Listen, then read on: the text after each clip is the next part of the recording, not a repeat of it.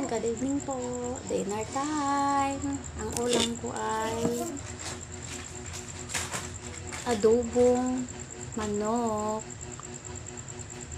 Ito yung natira namin sa store kanina na ulam. Inuwi ko siya at ininit ko. Ito na yung ulamin namin ngayon para makatipid. Hindi na kami nagluto ng ulam kasi may dala ko.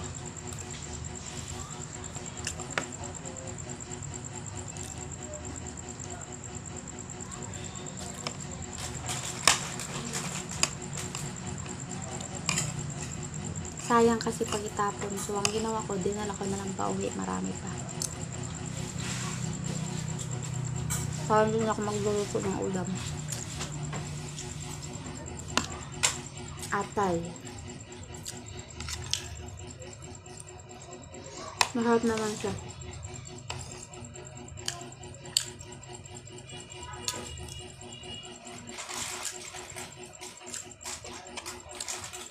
Sa store kasi,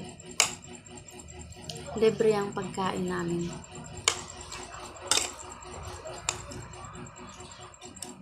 Libre kanin, libre ulam. May pamerienda pa. Natay na kayo. Ito, kakain? Wala. Ice.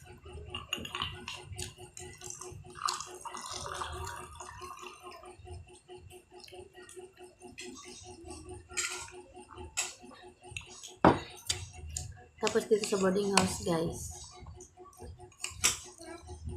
nagbibenta ako ng ice para may kita din ako kahit pa 5 piso. May bumili-bili din ng mga katabi naming kwarto. Sayang pa din kasi ang 5 piso kada araw. Tapos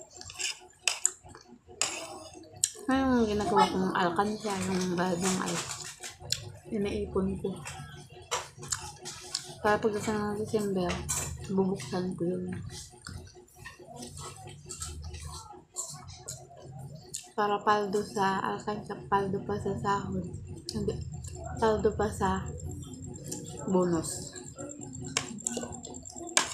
doble.